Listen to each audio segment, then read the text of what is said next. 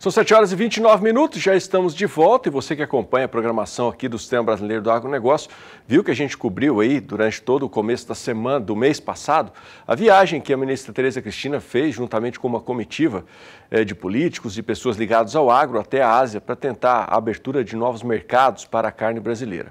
E na quinta-feira a ministra reuniu toda a imprensa para fazer uma coletiva e divulgar um balanço desta viagem. E entre um dos assuntos foi a lista de 30 frigoríficos para exportação de carne bovina, suína, frangos e azeninos. Acompanhe aí essa coletiva que a gente traz para você, cobriu e traz as informações para você.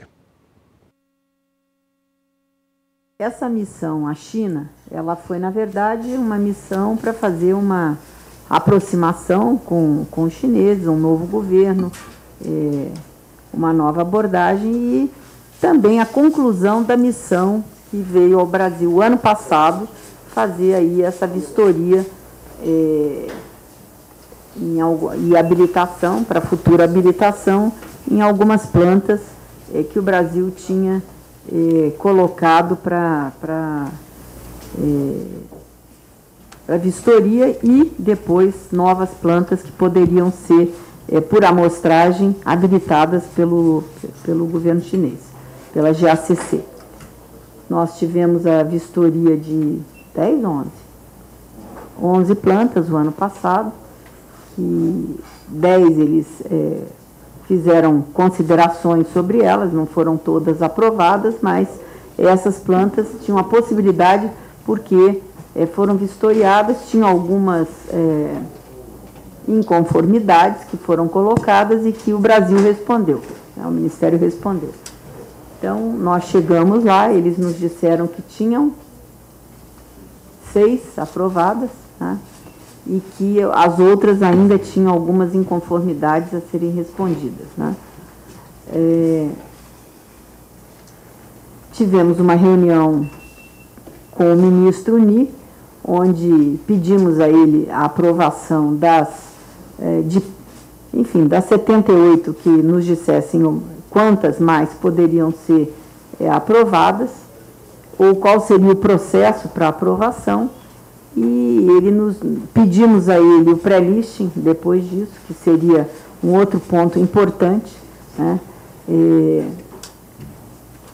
Já que o Brasil tem 600 e muitas plantas de carne bovina, e que então a gente gostaria de saber quantas o governo chinês poderia colocar para habilitação. Também conversamos sobre novas plantas de suíno, já que nessa lista anterior não tinha nenhuma de suíno, né? Tinham só 3. 3 no final, né? Porque 75 mais 3, não é isso? Tá. Tinham mais 3 plantas de suíno, já que eles têm necessidade de mais carne suína, de importação de carne de suíno, e algumas de aves que já estavam entre essas 75 plantas. Depois da nossa reunião técnica, onde nós pedimos para que fosse construído uma conversa mais intensa entre os ministérios chinês e brasileiro, né, que essas conversas não fossem esporádicas, mas que a gente abrisse um canal de conversação com eles, o que eles gostaram muito, né, e foi pedido, então, uma reunião, após a nossa reunião, uma reunião técnica. Eles pediram 1 hora para se reunir entre eles e depois o doutor José Guilherme e a doutora Ana Lúcia, juntamente com o pessoal da Embaixada Brasileira e o nosso adido lá em Pequim, tiveram uma reunião após essa nossa reunião, e nesta reunião ficou, então, o pedido deles de que o Brasil mandasse 20 plantas, né, nominasse 20 plantas para habilitação, e nós tomamos aqui a decisão de marcar uma reunião ontem aqui. Nós chegamos na terça-noite no Brasil. Ontem, quarta-feira de manhã, nós chamamos aqui as entidades, né, porque nós não vamos tratar individualmente com ninguém, nós chamamos as entidades para que elas nos ajudassem a indicar essas 20 plantas. Assim mesmo, com esse número, eu pedi aos chineses, eu pedi à GACC que eu tivesse a oportunidade de indicar 30 plantas e não 20. Por quê? Nós já tínhamos 6 aprovadas por eles. Então, eu pedi que, em vez de 20, que nós pudéssemos indicar 24 plantas para completar esse... Calma. Tinham 6 aprovadas. Presta atenção. Eu pedi mais 24 para a gente fazer um número de 30. Carne, bovino, aves, suínos e uma de asinino. O assunto da peste suína não foi um assunto que foi colocado à mesa lá, tá certo? Não foi tocado por eles, né? Existe o problema, a gente sabe que é sério, né? A gente tem informação, a gente conversou com vários segmentos lá, privados e públicos, enfim, conversamos com o pessoal de soja, com o pessoal de açúcar, com o pessoal de celulose, com cooperativas, com universidade, enfim. Nós conversamos com um universo muito grande de segmentos e que todos disseram para nós que o problema é sério, né? E que o Brasil tinha uma oportunidade enorme de participar desse mercado de uma forma mais intensa com o setor de carnes, porque o problema lá vai ser sério. É sério e continua sendo sério. Mas a gente não teve um feedback oficial, né, do que é que vai acontecer.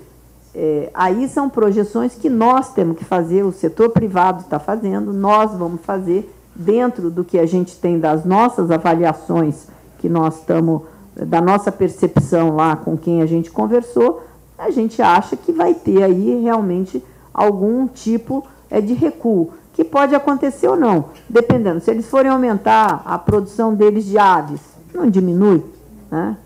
A gente não sabe ainda como é que... a gente não conseguiu construir um cenário ainda para dizer se vai haver ou não diminuição nas exportações de soja brasileira. Ontem a senhora fez o pedido lá para os deputados para aprovação do PLN 4, sim. Sabe da importância dele. Eu queria saber quanto do Tesouro Nacional já está garantido para o subsídio, para a subvenção, e quanto está lá. Mas quanto desse valor está no PLN, e se ele não for aprovado até o início de junho, se o Plano Safra, seu anúncio pode ser adiado, ministra? Tudo. Eu espero que não. Eu conversei ontem, pedi lá para os deputados, eu conversei hoje com o presidente Rodrigo Maia sobre isso, conversei ontem com o líder do governo no Senado, com o senador Fernando Bezerra. É claro que o que tem lá do Plano Safra é muito pequeno, são 247 bilhões.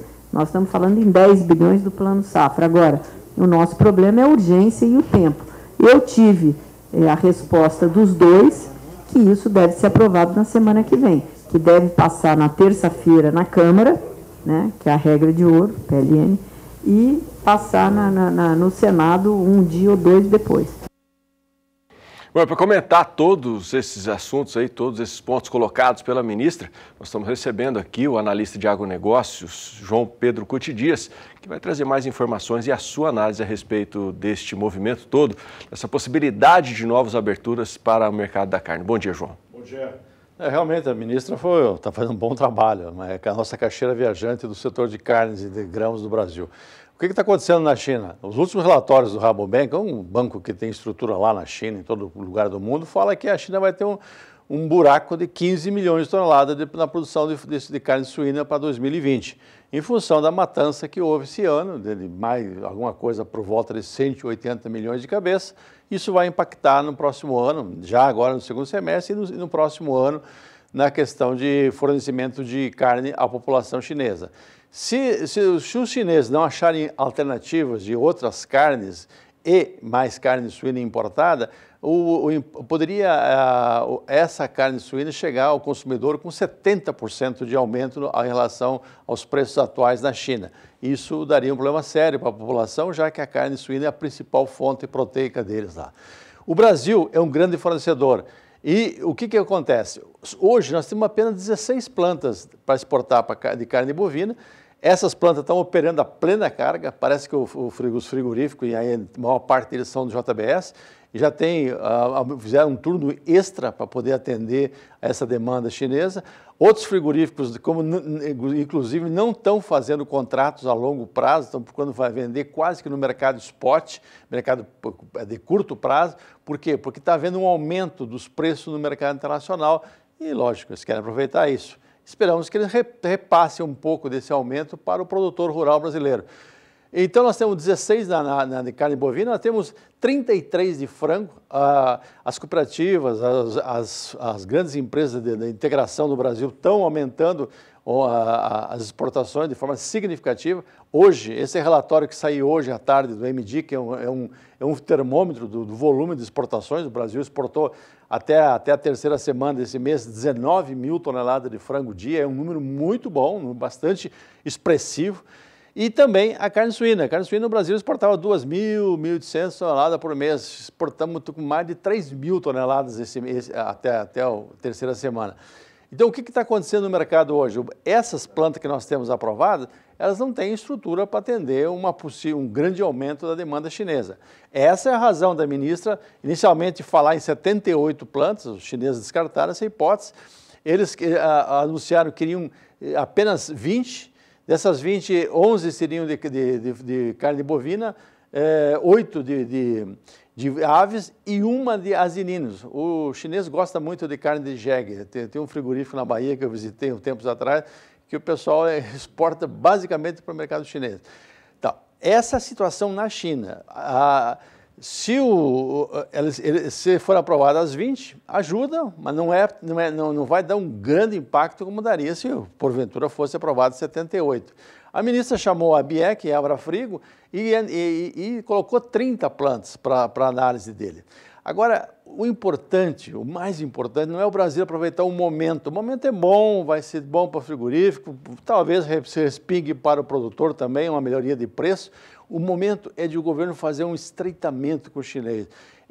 Um canal direto, para evitar que no futuro, um frigorífico fez uma mancada, o fiscal estava corrupto. Não, tem que ser permanentemente uma discussão com eles. Esse é o grande mercado. O chinês, se consumir 1 quilo a mais de carne bovina, é toda a exportação do Brasil praticamente. Ou seja, se nós, a exemplo da soja, que em 1990 eles importaram 3 milhões de toneladas de soja e agora estão exportando 97 milhões de toneladas de soja, pode acontecer com a carne bovina, não nessa magnitude, mas pelo menos aumentar de forma significativa. Quem fornece para a China carne bovina? Austrália e Uruguai. Eles não têm muita folga para aumentar. A Austrália sofreu seca, enchente, tudo. O Uruguai é um país redondinho.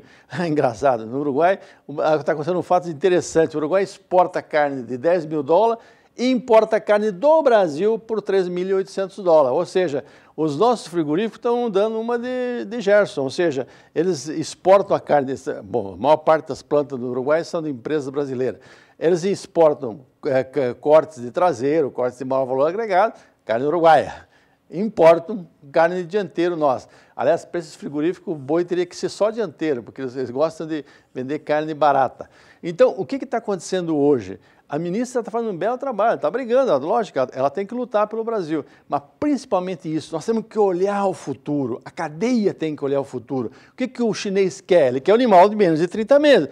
Vamos entregar um animal de menos de 30 meses, nós temos condições, é só olhar os dados, vamos pegar o Mato Grosso, mostramos um dia atrás, mais da metade do abate no Mato Grosso é animais que se enquadrariam nesse patamar. Ou seja, se o frigorífico fizer uma operação ganha-ganha, ou seja, ele repassar um pouco desse aumento para o pecuarista, ele vai investir em pastagem, ele vai fazer suplementação, ele vai usar IETF, vai fazer cruzamento, ou seja, tudo aquele pacote tecnológico que o nosso produtor aprendeu a usar, vai ser colocado no dia a dia. Isso é importante.